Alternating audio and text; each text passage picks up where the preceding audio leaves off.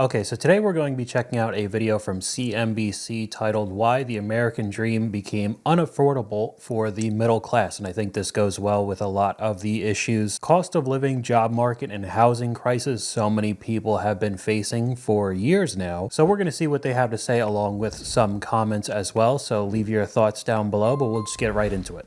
At the national level, the middle class is typically defined as households with an annual income ranging between $53,740 and $161,220. All right, I know I'm stopping it right away. It's not going to be this often, but the annual income range for middle class is over $100,000, 53 to 161. That's a drastic difference. I would say 53 in a lot of places is almost considered lower class, especially with the life-changing amount of 161. Very, very large gap there. But middle-class Americans like Kyle Connolly from Pensacola, Florida, says life has quickly grown unaffordable. Financially, things have definitely been a struggle for me. I don't know how, but every single month I somehow managed to get by. And I'm left with maybe this past month, I was left with $125 in my checking account, and that's it. As of June 2024, 65% of middle-class Americans said they were struggling financially and don't expect their situation to improve for the rest of their lives. For the rest of their lives. So 65, basically 2/3 of Americans saying they're struggling and don't think that they'll improve. So what does that mean? Does that mean 2/3 of Americans believe that they'll never be able to retire then? If you're struggling financially, that means you're saving no money for future retirements, any savings, emergency funds, 401ks, Roth IRAs, the list goes on and on. So does that mean only 1/3 of Americans are going to be able to retire one day? I don't even want to know what that would look like when I start getting up into that age. A part of the income distribution that has felt a lot of pain in the wake of the pandemic. And it wasn't something that just economists were tracking. It was something that was really felt on the household level. You know, people felt it in their grocery bills. People felt it at the gas pump. In their own neighborhoods and in their own lives, they have their own expectations for what they can do, where they can go, where they can eat, where they can live. And to the degree that they're facing those pressures on an individual basis, it really is causing quite a bit of an alarm. I do think it's funny that the information that's put out by any sort of news outlet is just all over the place. Here we're watching a video of the middle class basically being priced out, and then I just saw an article talking about how whoever's elected the next president, which I think already happened by the time this video is uploaded, will have such a leg up. The economy's doing great, GDP is up, gas prices are down, apparently people's pay raises are outpacing inflation now, everybody should be doing great. And then we have a recent upload by another news outlet talking about how bad everything is for the majority of people. I know all of this is supposed to convince you in one way or another, depending on whatever the news station wants you to believe. It is just funny how vastly different each one of these articles or videos can come out and say the complete opposite thing within days or weeks of each other. 75% of middle-income families say they are actively cutting back on non-essential expenses, with 73% finding it difficult to save for the future. I have had to reduce all non-essential spending. I have gotten one haircut because it just got out of control, and that's it. That's all that I can afford. We can do so much better. To all of you watching, we can get back to an America that's affordable again. There's a strong role for policy in affecting the prices of all of these essential goods, from housing to childcare to healthcare expenses. I think there's a lot of scope to have government programs that help the middle class quite a bit more. So how has the middle class life become so unaffordable for Americans? And again, I could bring up something that I've been researching, more articles talking about how consumer spending is actually up right now, even though it said 75% of Americans are cutting back on non-essential expenses. And then there's even more data predicting that there will be even higher Black Friday and holiday sales than there have ever been before. So who's right here? Is everything just going on credit cards and debt is just ramping up exponentially? Either way, it doesn't really seem like there's a good outcome. Housing is always going to be typically the biggest bite of a household's budget. I think that's probably a primary issue in terms of why people are feeling that crunch. I am currently renting, and I would say that the housing is probably about 65% of my monthly expenses, where it should be the other way around. It should be 33%. The median rent for middle-income families has risen by 18% to $1,300 per household. Even though this video just came out recently, the data goes only up to 2022. I bet if they had it all the way to recent data, it would be even higher than the $1,300. The cost of rent, and that filters through to the cost of buying a house. Existing home prices hit a record in June 2024, with existing homes selling at a median price of $426,900. According to the most recent analysis, U.S. is facing a shortage of 4.5 million homes.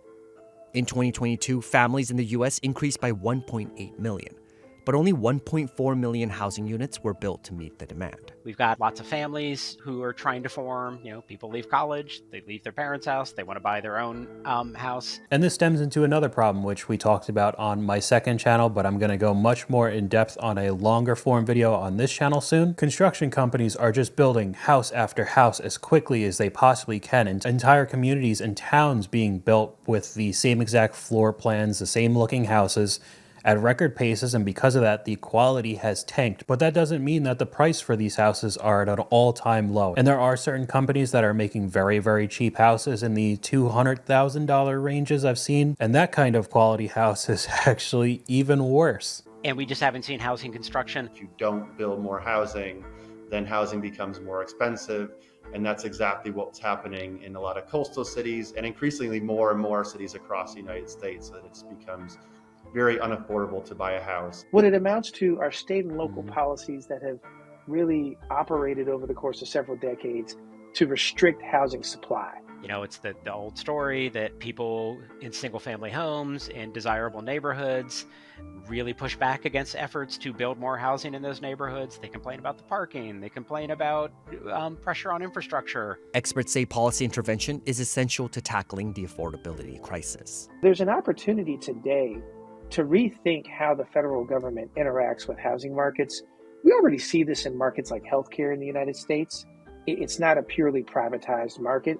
There is a government role, both in terms of investments and also just in terms of thinking about how we organize policies. We don't need to build public housing in the suburbs, but we do need to build more densely near the city center, allow for duplexes and triplexes, at least some amount of light touch density that allows more people to live near where their jobs are, and it brings down rents and home prices a bit, even if that's going to not be as good for existing homeowners. Okay, so obviously that sounds good initially because a lot of people live near cities. That's where a whole bunch of jobs are. And that's why everything is so expensive around there. So say if new apartment buildings or densely packed townhomes, or like they said, duplex, triplexes are being built, when are they ever affordable? If new construction is being built near cities or city centers, like they said, when is it ever like a cheap, affordable living? Almost always it's new luxury apartment coming up. Beautiful modern townhomes or duplexes and triplexes. It's never affordable. If anything, it's the exact opposite, and it's way more expensive. So I don't really know how rent would be able to go down. The only people who really move into those areas are kind of upper class people, which is on a completely different playing field than the middle class. Add to that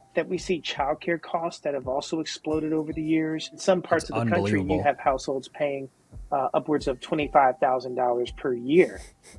The cost of childcare has risen at more than twice the rate of inflation in the U.S., increasing by 273% between 1990 and 2024. We expect these families to go and participate in the labor market, but they need this vital support. We have a system in the U.S. that is just so much you're on your own. So we went from the traditional roles of a man working a 9-to-5 job, warehouse, factory, corporate job, whatever, then women getting into the market, doubling the labor force. And then within a couple generations, it's almost a necessity that both parents are working full-time at a solid job, which either means they're not going to have children at all, or if they are, they're paying a sizable amount of their income just for somebody else to raise their child. One of the first videos that I made on this channel was a woman in a solid amount of debt. I think it was like $50,000 or $60,000 worth of debt, but she was still paying $3,000 a month for daycare because of how exclusive and difficult it is to get into these sort of centers. It just sounds ridiculous to me. It almost sounds like an exclusive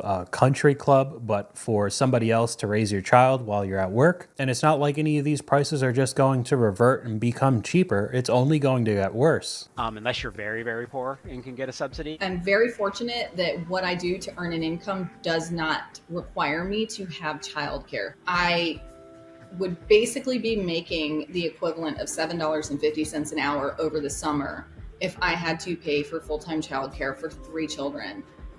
It doesn't make sense. In 2023, 67% of parents reported spending at least 20% of their annual income on childcare. That's crazy. While 89% said they spent 10% or more of their household income. I mean, you're on getting close childcare. to rent at 30% of your Really a income. marketplace that's still in a bit of disarray.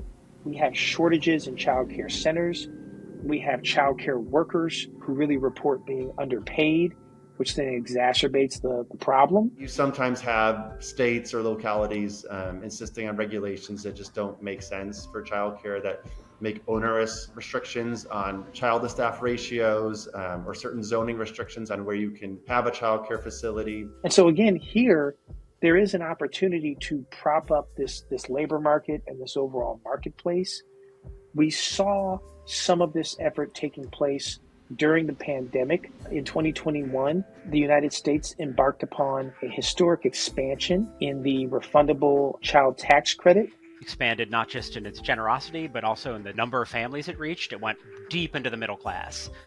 So I know they're doing this to try to help a lot of people and promote birthing rates, because we could talk about it till we're blue in the face. Of course, relationships, marriages, having children has all gone down right now. And yeah, the $3,000 a month does seem like a lot, but it almost gives the green light to a lot of these daycares to charge even more money. If a whole bunch of these families are getting credits, they're still going to be working full time. They need somebody to babysit their kids for most of the day. And if they have a free $3,000 to spend, they could jack up the prices of these daycares and they could make even more money. And again, it's not like these prices are going back down. Like often the child tax credit in previous years has just really been a low income program.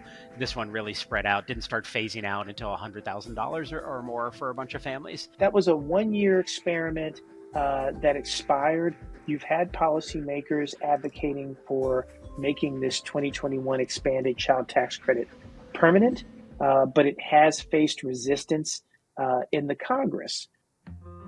Healthcare is another major factor making the middle-class lifestyle unaffordable for many American families. In 2021, about 12.4 million middle-class families had unpaid medical bills, the highest among all other income groups. Healthcare expenses weigh heavily on me because I don't have health insurance personally. My children do, but I don't. Every time I sit down to go ahead and look for a health plan that would make sense, I get discouraged because what I can afford has like a $15,000 deductible, but I'm giving them $600 a month. It's pretty well known by now that if you compare the US to almost any other advanced country, we spend a ton more on healthcare, and we do not get better health outcomes. The US spends about $12,742 per person on healthcare, the highest cost per capita compared to other wealthy OECD countries.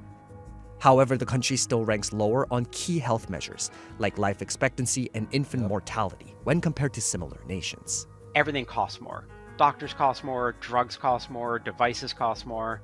And that to me just seems to be a clear problem of market power in the healthcare sector.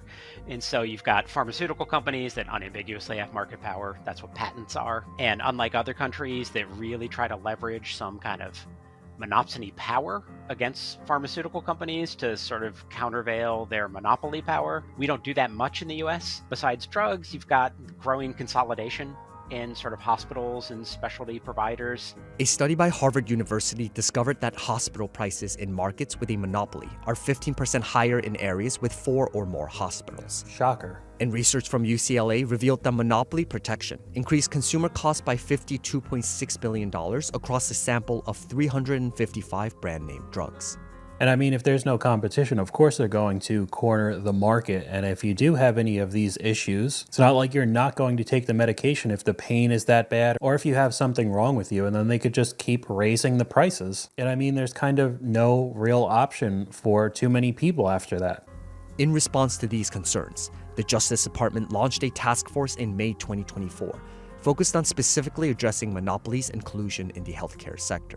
You want to leverage the power of public buyers of healthcare, to bargain with them and countervail. But then you also want to do antitrust, to say, if you're going to buy up every anesthesiologist in a given area and start price gouging, we're not going to let you do that. We're actually going to regulate, or we're going to disallow the mergers.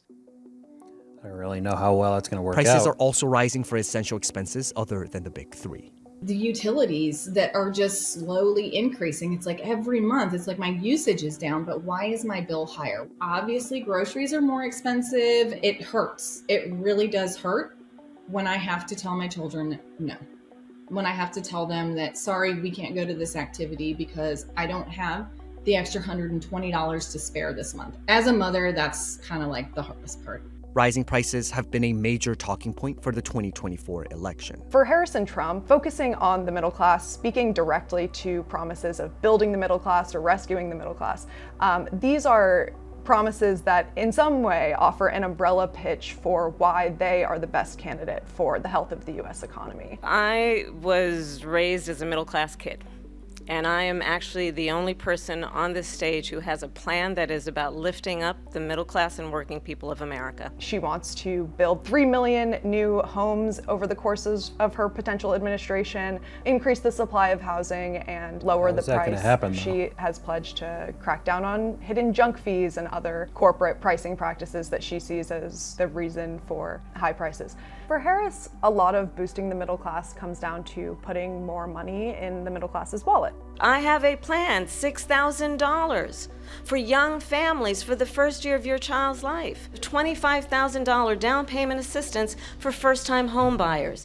So $6,000 for the first year of your kid's life. Is that every single kid that somebody makes? And again, $6,000, even though it sounds, who wouldn't say no to that? In the same thought process of daycare, $6,000 goes right out the window if you need somebody to take care of your kid for most of the day because both parents are full-time working just to survive. And where's that $6,000 going to come from? Does that mean all of us are going to get taxed a little bit more, or is it just going to get thrown into the infinite $38 trillion worth of debt? Are they going to print out more money to be able to give $6,000 to each person, which will devalue our currency even more? Because then again, it just gives free rein to prices to keep increasing. And we could say the same thing about the down payment, $25,000 on a house. But if the average home price is $400,000, if you do want to put that 20% down, you need around $80,000. So yeah, free $25,000 is not bad, but nowhere near the amount you need to put down on a house in today's world. He's painting his candidacy as sort of the change campaign. People are sick of the economic status quo, and he wants to be the person to relieve them of the economic pain that he sees as the result of, a disastrous Biden-Harris administration. I had no inflation, virtually no inflation. They had the highest inflation perhaps in the history of our country. For him, lowering prices and ending inflation is a matter of growing the economy as a whole. A lot of his proposals, economists have analyzed and said they could threaten to reheat inflation in the short term. Things like his tariff proposals that would increase producer costs for manufacturers, which could then translate to higher consumer prices. We're doing tariffs on other countries. Other countries are going to finally, after 75 years, pay us back for all that we've done for the world. He says, look at the long term. Once we grow the economy in the long term, that value is going to trickle down and outweigh any short-term costs or pain that you feel from the immediate implementation of some of his plans. I think what's interesting about both sides and whatever they believe and what they want to do for the country, for their presidential term, it's still only going to be 4 years. So say if they do whatever they want to do and they start implementing all of this, with how long it takes for the government to do anything, by the time the ball starts to get rolling, odds are the other side of the political spectrum is now become president, and then they just completely abolish all the stuff that they initially wanted to do, and the ball's in their court, and it just goes back and forth every 4 to 8 years, and it seems like nothing ever really gets done. The middle class is really a component of the American experience that many people aspire to. It really does connote a feeling of opportunity, not just for that family, but for their children's and really future generations. I think government policy is really central to thinking about the challenges facing the middle class today. And it would be beneficial if more Americans had a feel for how these policies interact with and really affect the well-being of their families. Okay, so we can look at some of the comments from this video. I've never made so much money in my life and feel so broke. So even with those pay increases that are apparently outpacing inflation right now, there are charts you can look up that have each state what you would actually need to live comfortably And that's turning into $250,000 in a lot of these states, 200,000+. So that goal 10 years ago for a lot of people is, oh, I want to be able to make six figures. Now they're making six figures, but that doesn't really mean much anymore. You now need to be making $200,000. The American dream is no longer a house, car, spouse, and a couple kids, but to not go hungry without going into debt at the end of the month. And I mean, that's not happening for a lot of people. I think we're at about $7,200 per person in the US with credit card debt right now. Middle class is being taxed to death. We're also being squeezed by inflation, too poor to get tax incentives, and too rich for government help. And even though I've seen a lot of users get a ton of pushback on TikTok, there's a good amount of people who are actively showing that they don't want to work and they have a whole bunch of children and they get a bunch of checks from the government because of that. And they're kind of flaunting how much they could game the system. And anybody in that middle class range is not eligible for these same sorts of credits, even though they're working all day and night and still can't afford life. This is what happens when the entire US is literally for sale at every level possible. Nothing is safe from greed. 53,000, that's not middle class, not even close. There's a reply to this though. It is and certainly can be in many parts of the US, not in certain parts of certain states, but it can be done in many others. The problem is where people want to live in Carmel, never heard of that place, on money when they need to be in Wichita. So this is an argument for a lot of people. Of course, it's going to be more expensive near the metros because that's where all the jobs are and that's where everybody wants to live because of it. And it's so expensive, so people say, oh, just move to the middle of nowhere. The houses are really cheap. However, where are the jobs? It's obviously cheap there because there are no jobs, and any of the jobs that are there are not paying nearly the amount that any of the jobs around the cities or the metros are paying. And there could have been a solution, at least around COVID. Some people did this where it was remote jobs. So you got the same pay because you were doing the exact same job that you normally did in the corporate office, and you could go into the middle of nowhere, North Dakota or something, and have a whole bunch of land for really cheap and be able to go on the laptop for a couple hours a day, and you'd be fine. But as we've seen from the job market videos, a ton of these companies are pulling all of those remote jobs back. So I mean, there's a lot less jobs that are six-figure jobs in places where houses are only $150,000 to $250,000. So it's a lot easier just to say, hey, move out into the middle of nowhere where the houses are pretty cheap, even though it's clearly not as easy as that. I started reading more of the replies to this and here. It's not in the middle class in North Carolina either, where I live. You have to go to a random place in the middle of nowhere where you can't find work, which doesn't help unless you work remote, exactly what I just said. Where I live in North Carolina, it is very expensive. I'm renting here because I wouldn't be able to afford a house where I live, and this is supposed to be the safe haven for all the northerner people like I used to be in New Jersey and New York who are spending way too much money just to survive, and now the prices down here are getting pretty bad too. So let me know what you guys think in the comments down below. YouTube thinks you'll like this video popping up on screen right now, but hopefully you guys enjoyed this video. If you did, please leave a like, and I'll talk to you guys later.